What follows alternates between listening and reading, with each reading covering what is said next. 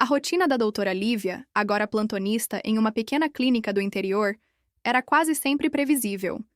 Gestantes ansiosas, pequenos ferimentos, viroses sazonais. Mas naquela manhã abafada, uma ligação da recepção interrompeu o café com gosto de ferrugem que ela tomava distraída. Doutora, a senhora precisa ver isso pessoalmente. É uma menina, mas... Bom, ela diz que está grávida. E tem algo muito estranho. A voz do atendente soava nervosa, quase engasgada. Aquilo foi o suficiente para que Lívia largasse a caneca e caminhasse com passos firmes até a sala de atendimento.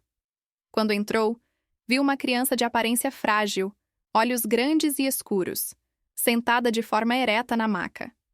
Seus cabelos estavam embaraçados e seus braços finos envolviam a barriga levemente saliente. A mãe, uma mulher de semblante duro e calado, apenas fitava a médica com olhos vermelhos, como se tivesse chorado a noite toda. O silêncio da sala era pesado demais para uma consulta qualquer. "Qual seu nome, querida?" perguntou Lívia, se agachando para ficar na altura da menina. "Luísa." A resposta saiu firme, mas sem brilho. "Quantos anos você tem?" "10." Ela respondeu sem hesitar. Lívia tentou esconder o choque, mas não conseguiu. A barriga da menina, mesmo pequena, tinha uma curva incomum. A médica sabia que muitas condições podiam causar inchaço abdominal, mas o que mais a perturbava era o olhar de Luísa. Não era medo. Era como se ela soubesse mais do que devia, como se carregasse algo que não pertencia à sua idade. "Por que você acha que está grávida?" "Porque eu sinto ele mexer. Ele fala comigo. Às vezes, quando estou sozinha. E eu sonhei com ele antes de ele vir. Ele já era meu, doutora." Aquelas palavras fizeram a espinha de Lívia gelar. Não era apenas uma criança repetindo o que ouviu em algum lugar. Era uma convicção profunda. Algo ali não estava certo. O corpo da menina estava desenvolvendo algo. Mas o quê? Os exames foram solicitados com urgência. A clínica não possuía todos os equipamentos necessários, mas o ultrassom básico era possível. Quando Lívia passou o gel frio na barriga de Luísa, esperava encontrar um cisto, talvez um tumor abdominal. Mas ao deslizar o aparelho sobre o ventre infantil, seu coração acelerou. Havia batimentos. Claros, constantes. Não estavam no ritmo exato de um feto, mas estavam ali. No centro da imagem, uma formação indistinta pulsava, envolta em sombras. Não havia estrutura óssea evidente, nem o contorno típico de um bebê. Mas havia algo vivo.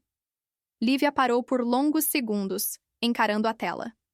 O aparelho apitou, reconhecendo o que considerava um padrão cardíaco. O sistema registrou automaticamente a palavra gestação, como se quisesse afirmar o impossível. Isso não pode ser, murmurou. "Eu disse que ele está aqui", reforçou Luísa, sem tirar os olhos da médica. A mãe, até então calada, levantou-se com um movimento brusco. "Doutora, eu sei que isso tudo parece loucura, mas minha filha nunca foi uma criança comum. Desde pequena, desde que ela nasceu, acontecem coisas." Lívia tentou manter a racionalidade. Coisas? Que tipo de coisas? A explicação da mulher era nebulosa, mas envolvia eventos que a família interpretava como sinais espirituais. Sonhos proféticos, objetos que caíam sozinhos, mudanças de temperatura em ambientes. Tudo girava ao redor da menina. E agora, aos 10 anos, ela dizia que estava esperando uma vida. O caso, por protocolo, deveria ser encaminhado ao Conselho de Saúde, talvez até à polícia, se houvesse qualquer suspeita de abuso. Mas não havia nenhum indício clínico disso. Nenhum trauma físico, nenhuma queixa. A menina não tinha nem sinais de puberdade avançada. E ainda assim, algo estava crescendo dentro dela. Lívia fez o que pôde com os recursos limitados. Encaminhou Luísa para um hospital maior.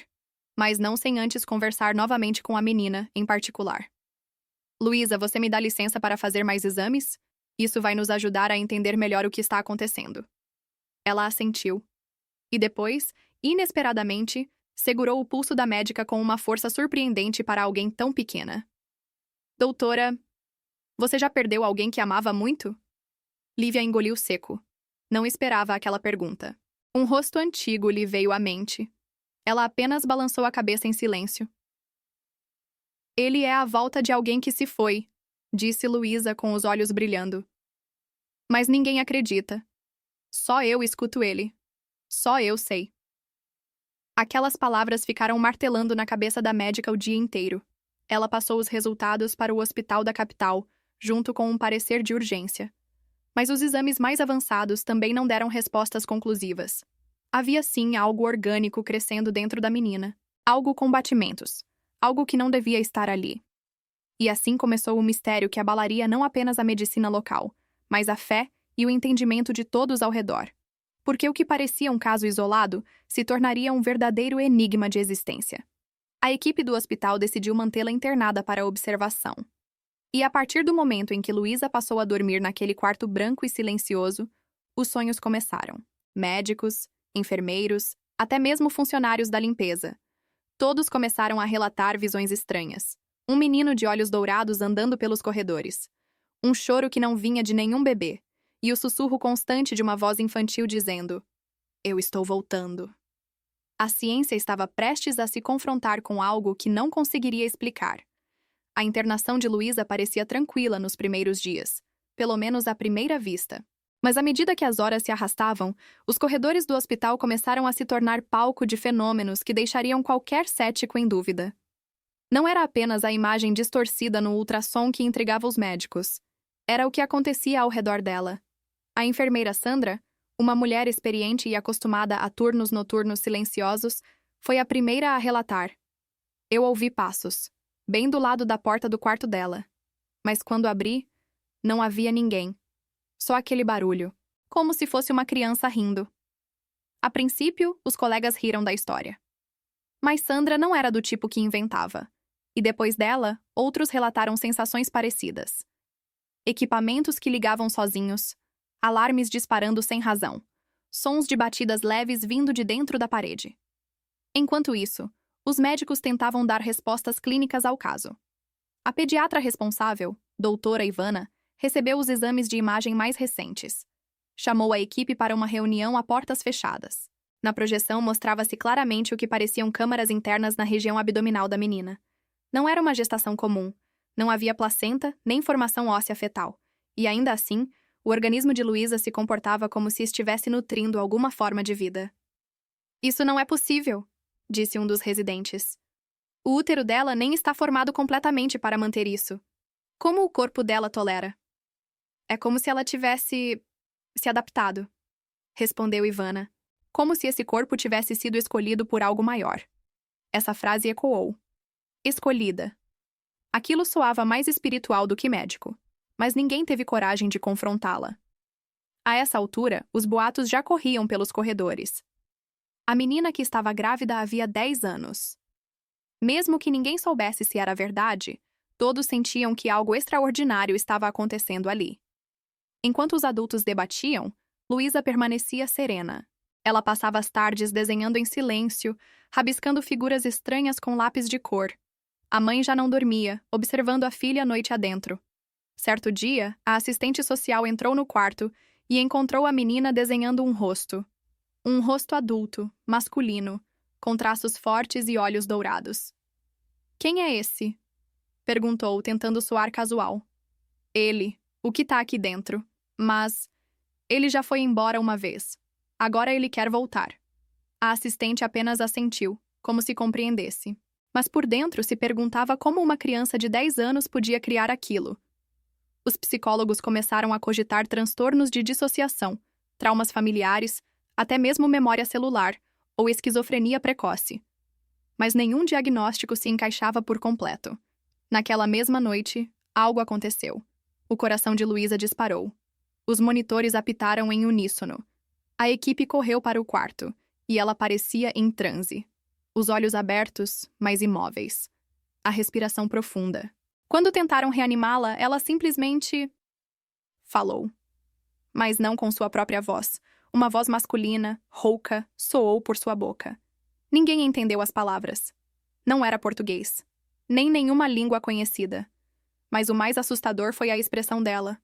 Calma, quase satisfeita. Após alguns segundos, ela piscou, sorriu e disse: "Ele tá mais perto agora." Aquela frase gelou a espinha da equipe inteira. No dia seguinte, a avó de Luísa, que morava longe e mal falava com a família, apareceu no hospital. Alegou que teve um sonho com a neta. Disse que precisava vê-la. Quando entrou no quarto, a menina a encarou com olhos fixos. Depois sorriu e disse: Eu me lembro da sua sopa de feijão e da música que você cantava na rede. A avó desabou em lágrimas. Luísa nunca estivera na casa dela. Nunca ouvira aquela música. Nem mesmo a mãe tocava nesse assunto. Aquele era um segredo guardado por décadas. Era como se alguém estivesse usando o corpo de Luísa para revisitar memórias de outra vida. Ou de outra pessoa. Os médicos começaram a sugerir que talvez, apenas talvez, não estivessem diante de um caso biológico, mas de algo que tocava o inexplicável. Um enigma entre o corpo e o invisível. Uma gestação que não seguia nenhuma lógica humana. O que mais inquietava a todos era a passagem do tempo. A mãe afirmava que desde os 2 anos de idade, Luísa dizia que havia algo crescendo nela. Mas os médicos sempre atribuíram ao intestino preso, gases ou fantasia infantil. Até que agora, com 10 anos, a curva abdominal se acentuava. O ritmo cardíaco daquela coisa, ou ser, dentro dela estava mais forte. E foi então que a doutora Lívia voltou ao hospital, chamada para revisar os exames iniciais. Ela trazia um envelope, com documentos que nunca havia entregue. Entre eles, um relatório de DNA inconclusivo. Um tecido estranho, coletado por punção, que não correspondia a nenhum banco genético humano. Mas também não era de origem animal conhecida. Era como se algo novo estivesse nascendo. Algo que a ciência ainda não havia classificado. E você aí do outro lado? O que você acha que está acontecendo com Luísa? Será que é possível o corpo carregar uma vida por tanto tempo sem explicação? Comenta aqui embaixo o que você sente ao ouvir essa história. Você acredita em reencarnação? Em vida além da vida? Ah, e se você está sentindo a mesma curiosidade que tomou conta de todos no hospital? Se inscreve aqui no canal agora mesmo. Mas se inscreve de verdade, tá? Porque nos próximos capítulos você vai descobrir coisas que nem mesmo os médicos tiveram coragem de contar. E aproveita e conta nos comentários. Você já viveu algo que a ciência não conseguiu explicar? Vamos conversar. Sua história pode tocar alguém também. Após os últimos eventos, a direção do hospital decidiu restringir o acesso ao quarto de Luísa. A equipe médica estava em alerta constante, mas também visivelmente dividida. Parte dela acreditava piamente que estavam diante de um fenômeno sem precedentes. Outros se fechavam no ceticismo, convencidos de que tudo não passava de histeria coletiva, alimentada por coincidências. O mais curioso era que a própria Luísa parecia alheia a esse caos. Passava as manhãs olhando pela janela, cantarolando uma melodia que ninguém reconhecia, mas que parecia acalmar até mesmo os equipamentos da UTI pediátrica. Algumas enfermeiras começaram a relatar que os sinais vitais dos outros pacientes melhoravam quando ela cantava. Coincidência ou não, os registros estavam lá. Certa tarde, a doutora Lívia pediu para conversar com a mãe da menina, a sós. Havia coisas que precisavam ser ditas sem a presença da criança. Eu preciso que a senhora seja completamente honesta comigo agora. Desde quando sua filha fala com esse ser? A mulher hesitou. Seus olhos estavam fundos, marcados pela exaustão e pelo medo. Ela sabia que carregar aquele segredo por tanto tempo tinha um preço. Desde sempre, respondeu, enfim. Quando ela era bebê, chorava olhando para o vazio. Mas quando deixávamos uma vela acesa no quarto, ela dormia. Aos 3 anos começou a conversar sozinha, mas ela dizia nomes. Nomes que a gente nunca tinha falado perto dela. Lugares que nunca visitamos. A gente achava que era imaginação. Até que ela previu a morte do meu pai, com detalhes. Lívia anotava tudo em silêncio, embora sentisse um aperto no peito. Era evidente que havia algo naquela família que fugia ao controle racional. Teve uma noite, continuou a mãe com voz baixa, em que ela sonhou com um menino. Disse que ele chamava Rafael, e que um dia voltaria para ela. Ele é meu e eu sou dele, foi o que ela disse. Na época, ela tinha 5 anos. Depois disso, ela começou a falar que estava esperando ele. A médica largou a caneta. Aquilo não era normal, mas também não parecia inventado. Naquela mesma noite, algo diferente aconteceu. Luísa teve febre alta e começou a falar dormindo. As câmeras instaladas no quarto registraram cada segundo. Em um dos momentos, com os olhos completamente fechados, ela murmurou: "Você prometeu voltar. Você disse que não ia me deixar." Mas o tempo passou diferente para mim, não foi? A equipe do hospital ficou em silêncio ao assistir à gravação. Aquilo era uma fala com peso emocional que nenhuma criança daquela idade deveria conhecer. Era como se estivesse sentindo saudade de alguém que havia conhecido antes de nascer. Dias depois, um novo especialista chegou ao hospital.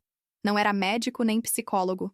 Era o Dr. Afonso, um pesquisador independente com foco em fenômenos fronteiriços entre neurologia e espiritualidade. Tinha viajado por vários países estudando casos semelhantes, crianças com memórias inexplicáveis, corpos que pareciam se comunicar com entidades, manifestações sem base científica.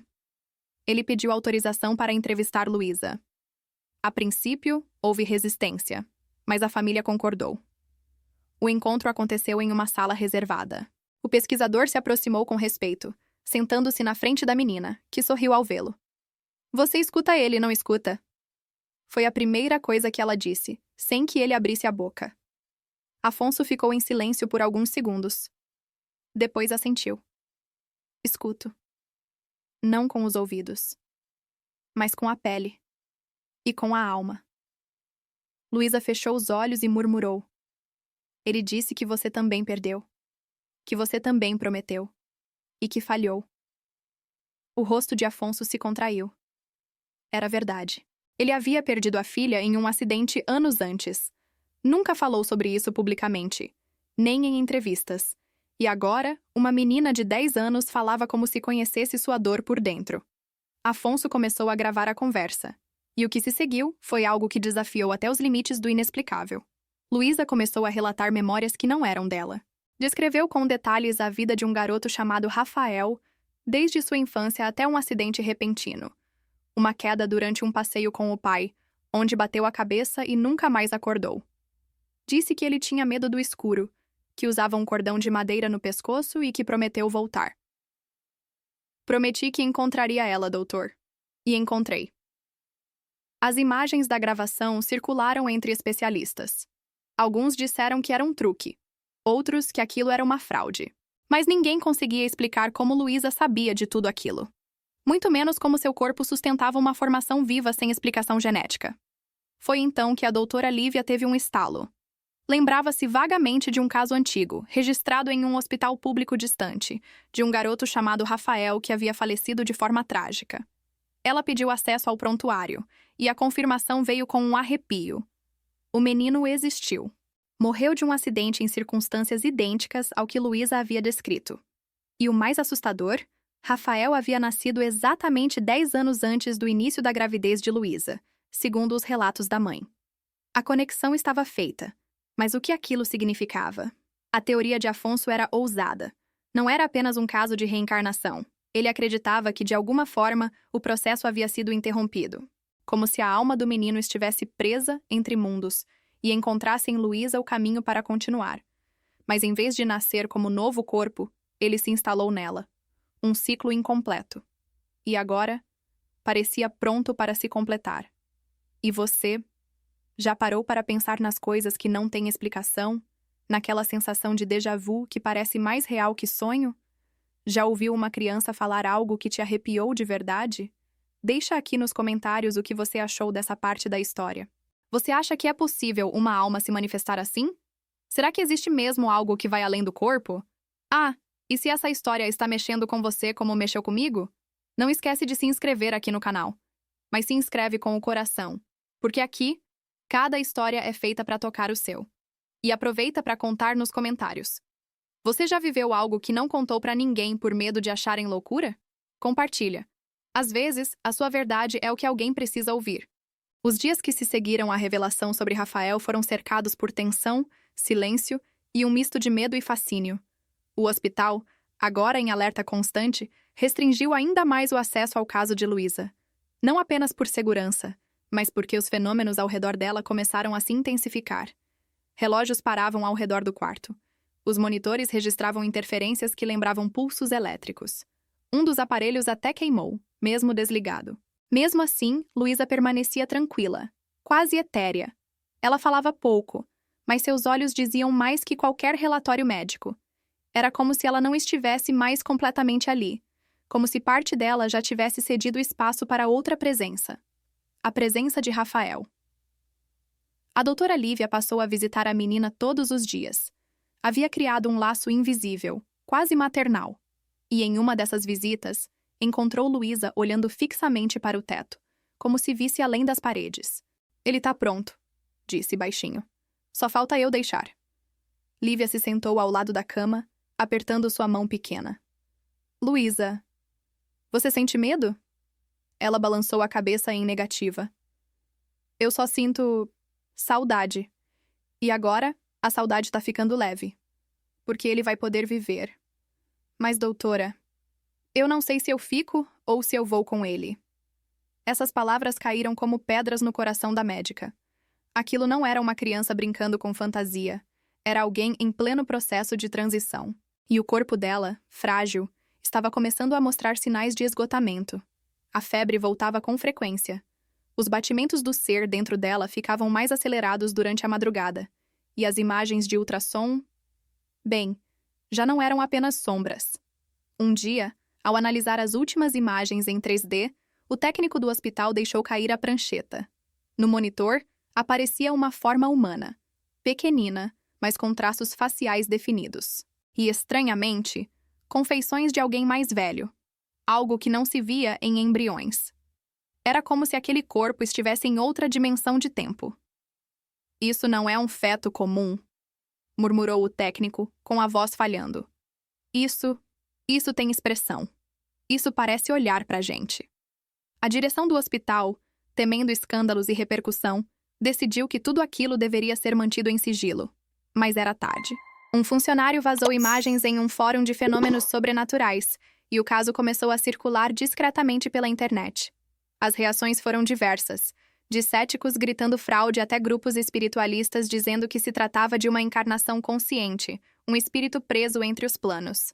Enquanto isso, Afonso, o pesquisador, propôs uma solução radical. Um tipo de parto espiritual, algo simbólico, mas profundo. Uma tentativa de libertar a presença dentro de Luísa sem comprometer sua vida. Ele sugeria uma espécie de ritual, guiado por palavras, emoções e conexão direta entre a menina e a consciência alojada em seu ventre. Lívia foi contra. Isso poderia gerar uma ruptura psicológica irreversível. Mas Luísa aceitou. E disse mais. Ele só veio porque eu deixei. Mas agora, se eu abrir a porta, ele pode sair. E eu posso descansar. A palavra descansar pesou como um presságio. O quarto foi preparado em silêncio. Poucas pessoas foram autorizadas a presenciar. Apenas a mãe, Lívia, Afonso e uma enfermeira de confiança. Luísa deitou na maca, olhos fechados, respirando profundamente. Segurava um pedaço de pano azul. Segundo ela, era do travesseiro de Rafael, que apareceu para ela em sonho. Afonso começou o processo. Não havia velas, nem cânticos, nem dramatizações. Apenas palavras. Palavras que falavam de aceitação, de despedida, de permitir que o amor existisse sem dor. Ele pedia que Luísa deixasse ir, que permitisse que o que estava preso finalmente cruzasse o portal da vida ou da morte, o que fosse necessário.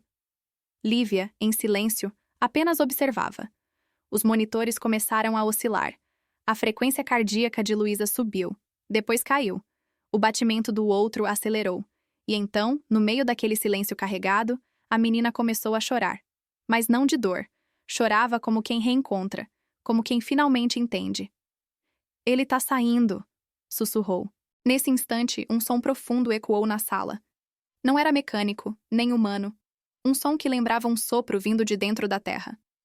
Os aparelhos desligaram sozinhos. A luz oscilou. E então, tudo se acalmou. Luísa respirava normalmente. Seu corpo estava relaxado. E pela primeira vez em anos, sua barriga parecia normal. Os exames feitos horas depois mostraram um abdômen sem anomalias. Sem batimentos. Sem forma estranha. Nada. O que quer que estivesse ali, se foi. A menina dormiu por quase 2 dias inteiros. E quando acordou, parecia outra. Brincava, ria, pedia comida. Não falava mais de Rafael. Nem da dor. Apenas dizia, eu tô leve agora. Mas nem todos ficaram tranquilos. A mãe ainda tinha medo. Lívia, dúvidas. E Afonso. Bom, ele sabia que aquilo era apenas um entre muitos mistérios que o mundo ainda esconderia por gerações. Mas o mais assustador ainda estava por vir. Porque na última folha do caderno de desenhos de Luísa, havia uma imagem nunca antes mostrada. Uma criança de olhos dourados em pé, com a mão estendida. Ao lado dele, o desenho de Luísa, mas envelhecida, muito mais velha, como se ela o tivesse reencontrado, em outro tempo. E você? Se estivesse no lugar da Luísa, deixaria alguém voltar através de você? Você já sentiu que carrega algo que não é seu? Deixe aqui nos comentários o que essa parte da história fez você sentir. E não esqueça, sua opinião, sua emoção, seu ponto de vista é o que dá sentido a cada história contada aqui. Após o parto espiritual, como Afonso passou a chamar discretamente o que aconteceu naquela sala silenciosa, a vida parecia ter voltado ao normal, pelo menos no que os olhos podiam ver. Luísa foi liberada alguns dias depois, com parecer médico de alta. Não havia mais evidência alguma da formação que antes desafiava todas as explicações. O corpo da menina estava em equilíbrio. Os batimentos cardíacos regulares. A barriga havia voltado ao tamanho habitual para sua idade. Ela estava clinicamente bem. Mas para quem observava com mais atenção, havia algo novo. Ou melhor, algo antigo que parecia ter despertado. Luísa não falava mais de Rafael. Quando era questionada, sorria e desviava o assunto. A mãe, por sua vez, parecia mais aliviada, embora ainda evitasse dormir sozinha. A doutora Lívia tentou manter contato com a família, mas as mensagens passaram a ficar sem resposta. Eles haviam se mudado, e ninguém sabia ao certo para onde. Algumas semanas depois, Lívia recebeu um envelope sem remetente. Dentro dele, apenas uma foto. Era Luísa, agora com roupas de escola nova, cabelos penteados com delicadeza, ao lado de um menino sorridente. O curioso? O menino era idêntico aos desenhos que ela fazia do tal Rafael. Mesma franja, mesmos olhos puxados, mesma expressão serena. No verso da foto, havia apenas uma frase escrita com letras infantis, mais firmes. Às vezes, o tempo só precisa de silêncio para acertar o passo. Aquilo ficou dias na mesa de Lívia, como um lembrete de que nem tudo precisa ser compreendido. Algumas coisas simplesmente acontecem. Enquanto isso, Afonso seguiu com suas pesquisas. Ele manteve o caso de Luísa em sigilo, omitindo nomes e detalhes, mas usou o episódio como base para teorias que só encontravam eco entre os mais ousados da ciência alternativa. A ideia de que a consciência, em certos casos, poderia se alojar em um corpo antes do nascimento, ou até mesmo sem intenção de nascer, era considerada absurda por muitos. Mas para ele, Luísa era a prova viva de que existe algo entre os mundos. Um espaço onde promessas se preservam, onde conexões ignoram tempo e lógica. A história poderia ter terminado ali, com Luísa livre, com os médicos retomando suas rotinas e com o mistério dissolvido no passado. Mas não foi isso que aconteceu. Certa noite, a enfermeira Sandra, aquela que ouvira risos na primeira internação, teve um sonho perturbador. Estava no hospital, os corredores vazios, os alarmes desligados. Andava sozinha, até que viu uma criança parada na porta do antigo quarto de Luísa. Era um menino. Estava descalço. Usava o mesmo cordão de madeira que a menina havia desenhado certa vez. E disse com uma voz calma: "Obrigado por cuidar dela. Agora é minha vez." Sandra acordou com o coração disparado, e embora dissesse a si mesma que era apenas um sonho, não conseguiu esquecer os olhos daquele menino. Na semana seguinte, outro caso chegou ao hospital. Uma adolescente de 15 anos com sintomas muito parecidos com os de Luísa. Inchaço abdominal, batimentos internos sem origem definida, exames inconclusivos. Ela dizia sentir alguém dentro dela. Mas dessa vez, não havia doçura. Não havia sorrisos. Ela chorava todas as noites, dizendo que ele estava bravo. Quando Lívia leu o prontuário, sentiu o estômago revirar. Os padrões estavam todos ali. Mas havia uma diferença crucial. Essa menina, chamada Helena, dizia que não conhecia a presença que crescia dentro dela. "Eu não deixei ele entrar", disse entre soluços. "Ele veio à força."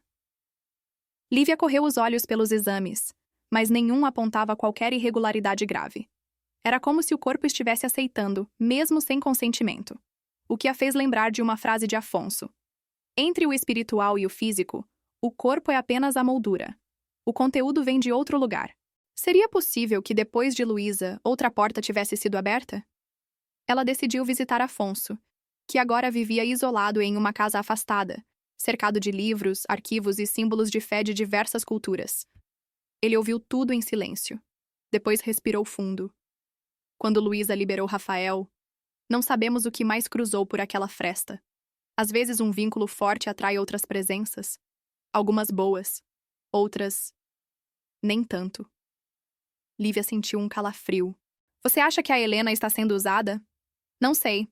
Mas não é Rafael. Isso é certo. Ele se foi. O problema é que agora, outras consciências podem estar procurando corpos em transição. E quando encontram alguém frágil emocionalmente, é como uma porta destrancada.